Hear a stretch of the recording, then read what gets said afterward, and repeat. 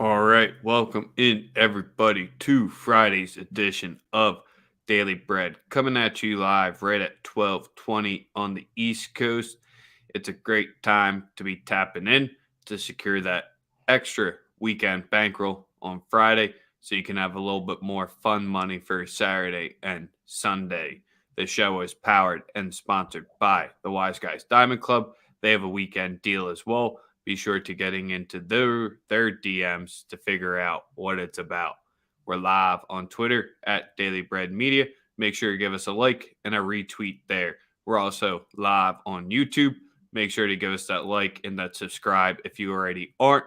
YouTube is the number one spot to be. Glad to see Big Game James is happy, even though his Pels bowed out last night. But The game Sosa, is the game. how you doing today? The game is the game, man. I'm feeling great. Nice little Friday, ready for the weekend. Supposed to have nice weather all weekend. So, excited. Last night, you know what it was, man. Beat the shit out them baby dinos. That's how you send somebody to the crib. That's how you send somebody to Cancun. You just beat the shit out of them relentlessly for 48 minutes and then you say go enjoy Cabo, brother.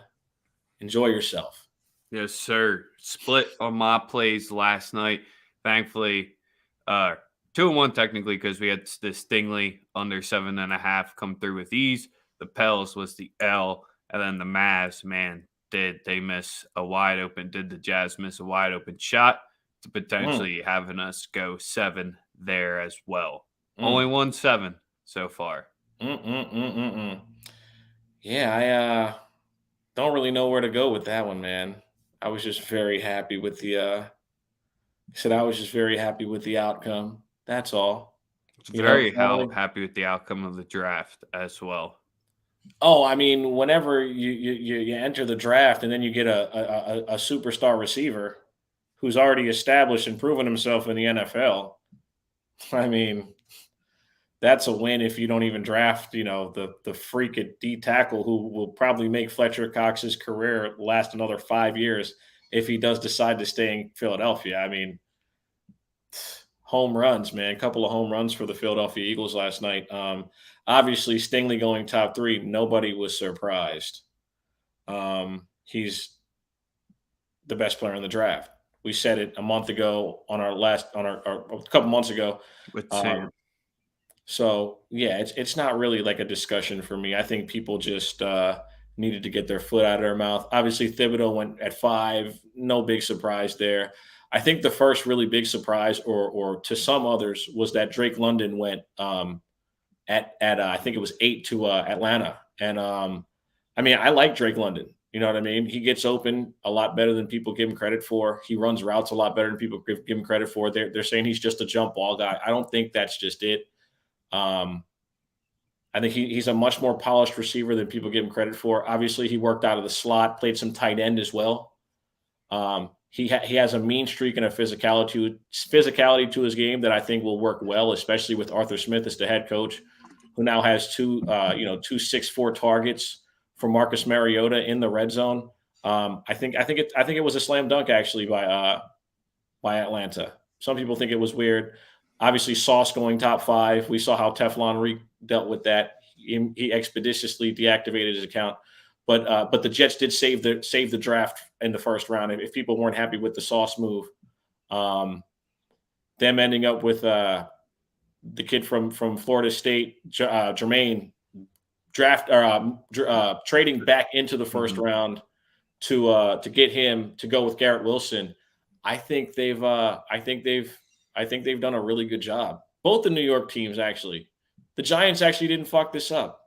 So I think they did a good job of addressing needs and players and getting players that can play right away. Obviously, they have the offensive line is short up now across the board. Um, and I think Thibodeau. I like Thibodeau as the best edge in the draft. So I think you guys hit. I think not you guys. I think the Giants hit a home run with that. But I definitely do love the Jets. I love what the Jets did. I love what the Niners did. Absolutely nothing because we didn't have a pick. So And Devo's still on the roster.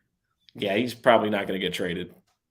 So it'll be an I was just interesting more. situation. I guess I can see where Reek is coming from, just because the Sauce pick, I guess, was an overreaction and maybe not an over pick. It's the best way to put it.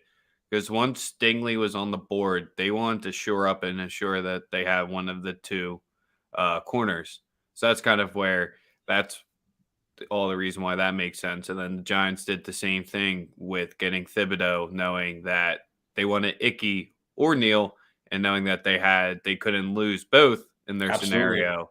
That's why they made smart moves there. So, but like I said, getting Thibodeau, great move. Obviously, getting a great offensive lineman, another great move. But again, we do have to. I have to give Joe Douglas credit. He's knocked it out the park. He got a really good shutdown corner. Got Where's another he from? edge. Got an edge to go alongside Lawson, who will be back with Quinn and Williams. Garrett Wilson, obviously, everyone loves him. I love him too. I think he's going to be really good in the NFL. Shout out to our Saints fans. The Saints fans, y'all are happy. Chris Olave, a home run, short up the offensive line, but you got to teach that kid not to hold. The dude y'all drafted, who's an O lineman, apparently got caught for like a record number of holds last year. So, Let's get into today's plays. How about that? We can get back to the draft right. afterwards. We always try to make sure all of our best viewers are in here before we start giving out the plays, so no Look at one this. misses anything. We got 10 to 15 minutes of plays coming out. We got the MLB to start, and then we'll wrap it up with the NBA. But Sosa, no day baseball today. No, sir. It's Friday. Prime times are Friday. Are for Friday. It's windy as hell here. I don't know if that's going to transfer over to any ballpark. No one cares about the wind here. But what are you liking to start the day? There's some fade options on the board, so I'm curious to see where you're headed. Oh man, the very first play I'm actually looking at is in the 8:11 start time, Kansas City versus the New York Yankees. And I love the Nerfy in this one. Bubic, whatever. I don't know how to even pronounce his name sometimes. To go with Nestor Cortez, who has cashed two already. He's cashed two Nerfies for us already. He'll get his three outs. Bubic will get us three outs. No runs first inning, -105. Yankees, Royals. That's the first play of the day. Obviously, prime times Fridays, and yeah, the pitching matchup would ensue. Would entail that we get three outs on each side, and then they'll probably give up some runs soon after.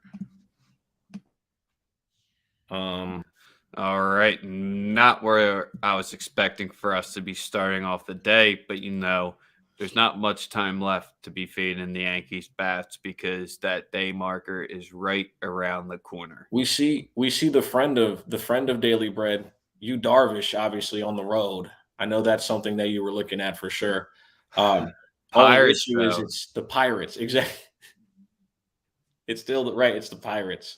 But Um, you only need 2.5 to clear it for the full game. So so really we're not going that Pirates team bad. total. And then I'm going the first half. Over 1.5 plus 115. I get the plus money. Only need 2 runs in the first 5 innings. You on the road, the numbers are starting to go there. 10.56 ERA. In his 2 starts, he's only made it 3 2/3 inning. The squad has lost both of the games. So if you're looking for an extremely hungry dog, maybe you can go there. But I don't know about that yet. But we'll go with the Pirates team total over 1.5 plus 115. The Mets money line, so we can talk about that. We got that from Joseph. You rocking it? It's Nola Day. Listen, I'm on the road. Man, I have no place for that one. If I were gonna go with a play, it would probably be the Mets. Obviously, they've been better. Philly still waiting on the bats to really, really come alive. That series against Colorado kind of helped. McGill's pitched well. I got nothing on this one. Yeah, that's kind of just where Nolan, his last start, he made it through 7 clean, only gave up the 1 hit against the Brew Crew. And that's where McGill kind of just the middle of the pack. But the Mets are rolling still right now for a spot. It's a little bit of a noise series if the Phillies want to try to make some road on the some noise on the road, because on Sunday they do get Scherzer. But it's kind of just where the Phillies have passed 7 in runs in their past 3. They kind of just got owned by the Rockies when they traveled out there, took care of business when they got them at home.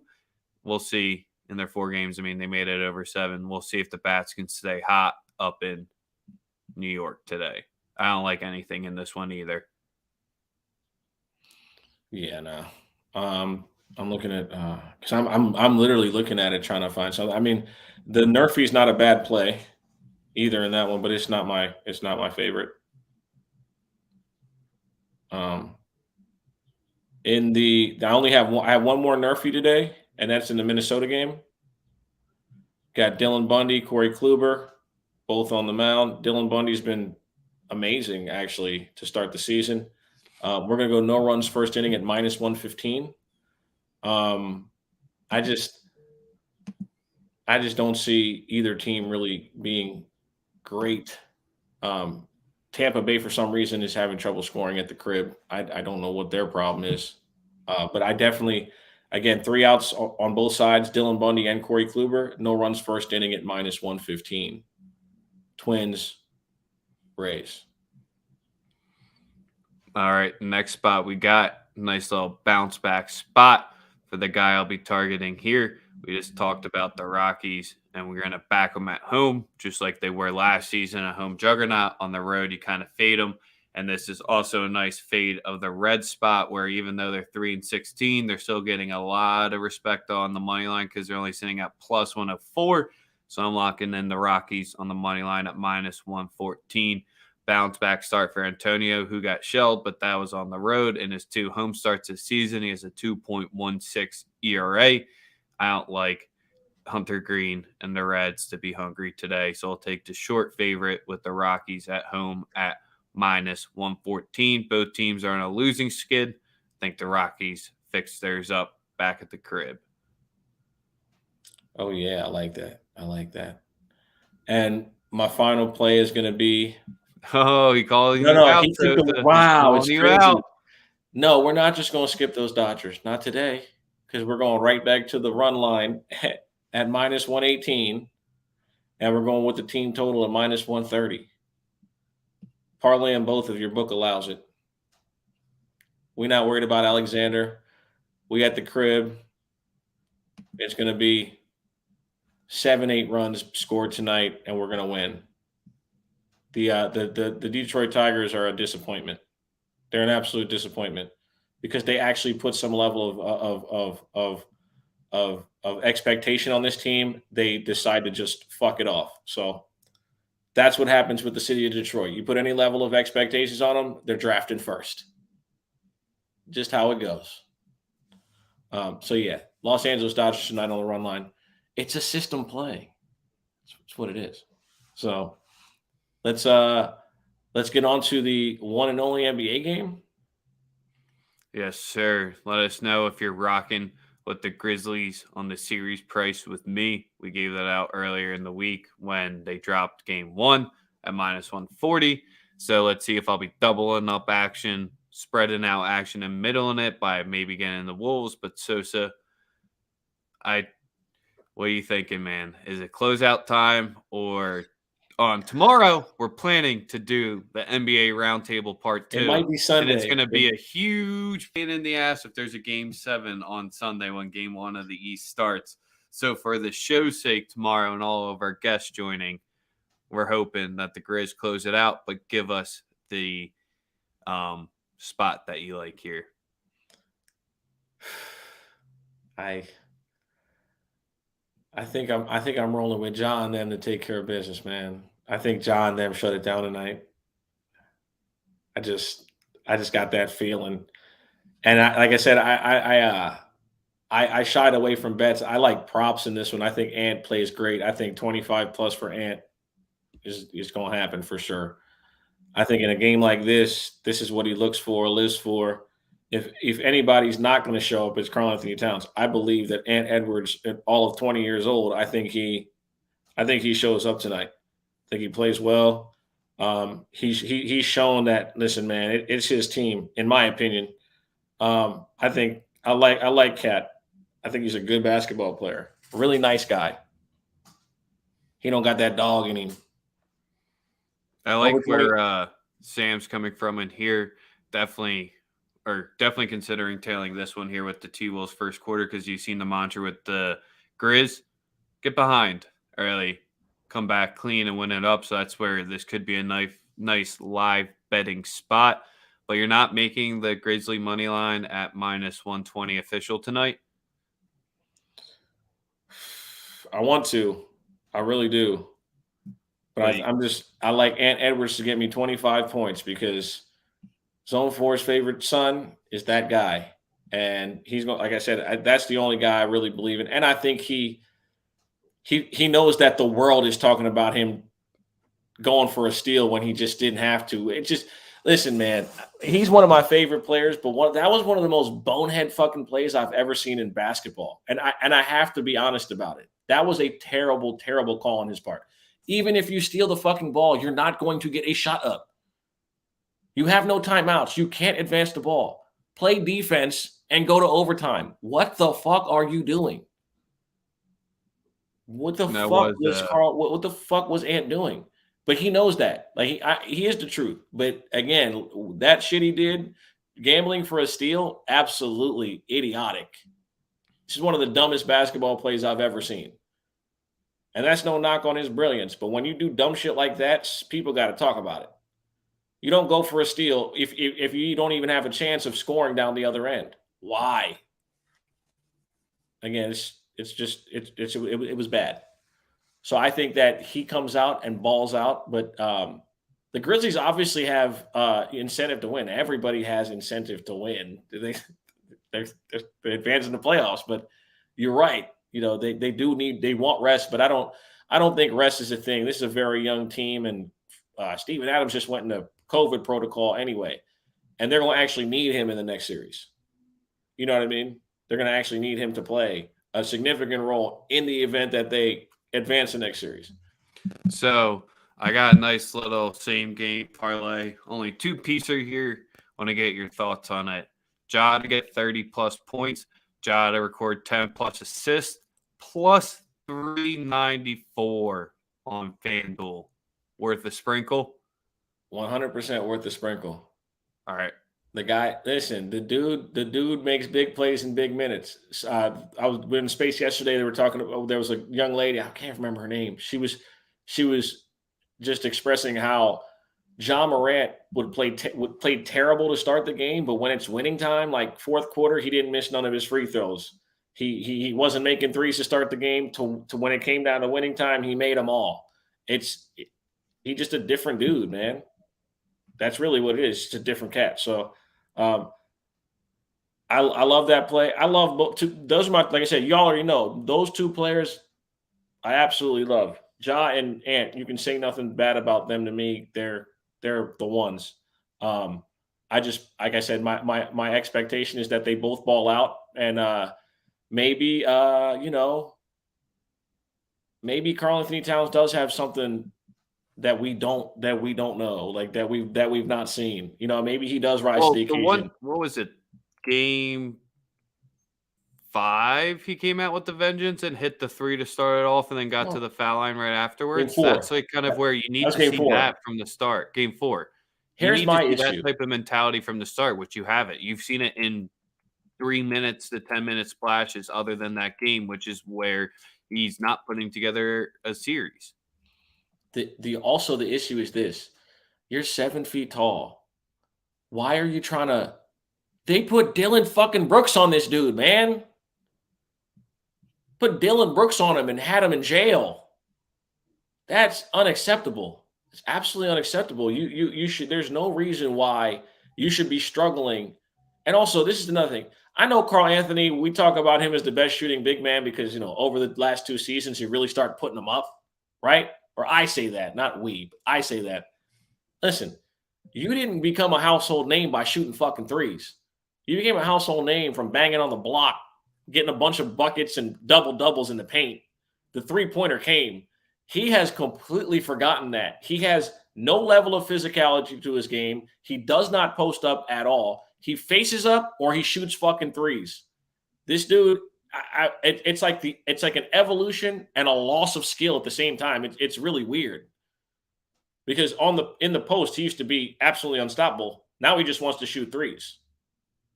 It's just if you have both, you're unstoppable. But he limits himself. He's absolutely undisciplined defensively, and he's an idiot offensively. He's dropping his shoulder with 6'5" guys guarding him.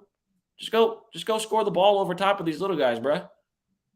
So hopefully he has something. But again, Anthony Edwards tonight for sure. Maybe Memphis money line. I might tweet it out. Might drop it later. I don't know. Game 6 does have Scott Foster in the building though. But who does that favor? He's lived 2 lifetimes for half the guys on these teams. He don't have no beef with these dudes. He's just an old dude, like to them. You know what I mean? Like these 2 teams are too young for Scott Foster to have beef with anyone. They're all kids. Like, no, I love how the tinfoil hat theory has now made it fully into the chat. I mean, I wasn't the one who introduced it, but they're all about the business, man, where they want to push it 7 because of the 2 games on Sunday. If not, there's only the 1 game on Sunday, and it's the Bucks versus the Celtics, but that's good enough where the NBA will be happy if that's a standalone game. I'm hoping it's a standalone game, so I don't have to sweat the series price. I'm just rocking with the Ja 30 piece and 10 plus assists at plus 394. It's one of the first times. I think this is the 4th parlay in the show history for me. And Edwards over 23.5 minus 102, over 25 at plus 120. Now I'm rocking the Rockies on the money line at minus 114 as well. And then the Pirates on the first half team total over 1.5 at plus 115. 2 Nerfies, the Dodger special, and Edwards. That's what we're on today. That simple, that easy. Tomorrow, what time are we going live?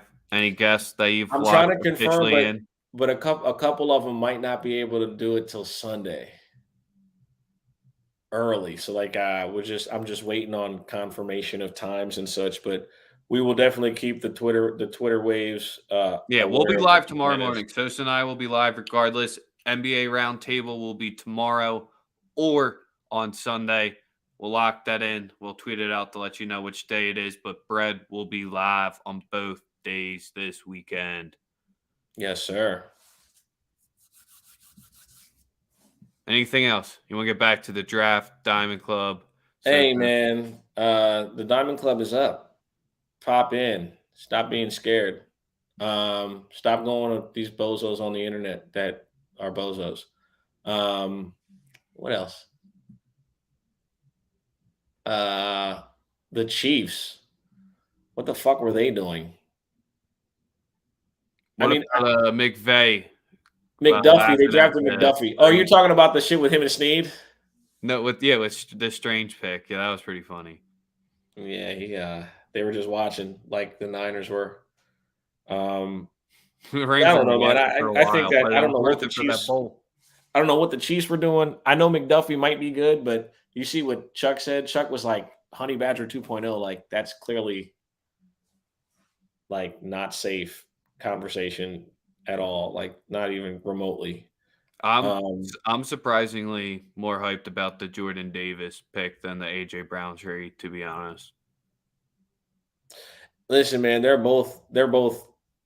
I like Kyrie Irving better, 6'6", Chuck, but I think I like McDuffie too.